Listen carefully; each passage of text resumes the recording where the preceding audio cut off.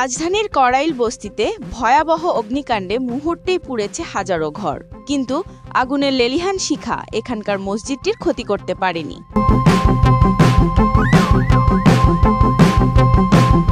বস্তির কেন্দ্রে অবস্থিত মসজিদ সম্পূর্ণ অক্ষত থাকার ঘটনা স্থানীয়দের মধ্যে বিস্ময় সৃষ্টি করেছে। মঙ্গলবার বিকেলে 4:30টার দিকে লাগা আগুন দ্রুত চারদিকে ছড়িয়ে পড়ে। প্রায় 1500 ঘর পুড়ে ছাই হয়ে যায়। আগুন নেভাতে দমকল বাহিনীর 19টি ইউনিট সারারাত কাজ করে বুধবার সকাল নাগাদ আগুন সম্পূর্ণ নিয়ন্ত্রণে আনে।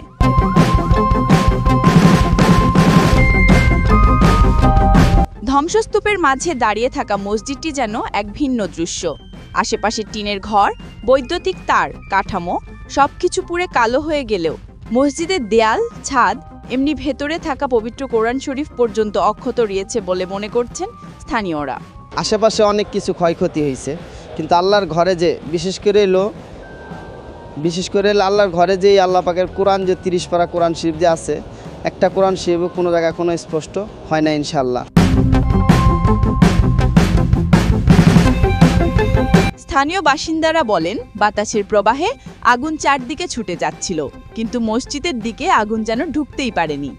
আমাদের মালামাল সব শেষ হয়ে গেছে, বাড়িঘর সব শেষ হয়ে গেছে, কিন্তু দেখেন এই যে একটা আল্লাহর ঘর আছে এখানে, বাইতুল জামে মসজিদ, এই মসজিদটা আল্লাহর রহমতে, এই যে ভিতরে কোনো আল্লাহর রহমতে কোনো ক্ষয়ক্ষতি হয় নাই।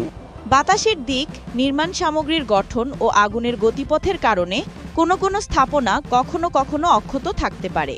ঘটনাটি বিজ্ঞানের মাধ্যমে ব্যাখ্যা করা সম্ভব হলেও স্থানীয়দের কাছে এটি এক ধরনের মানসিক শক্তির প্রতীক হিসেবে কাজ করছে।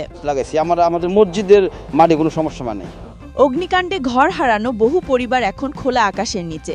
খাবার, বিশুদ্ধ পানি, কাপড় ও আশ্রয়ের সংকট তীব্র হয়ে উঠেছে।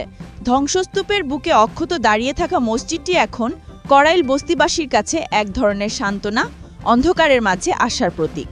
সাদিয়া ইসলাম, নিউজ ভিএনএন, ঢাকা।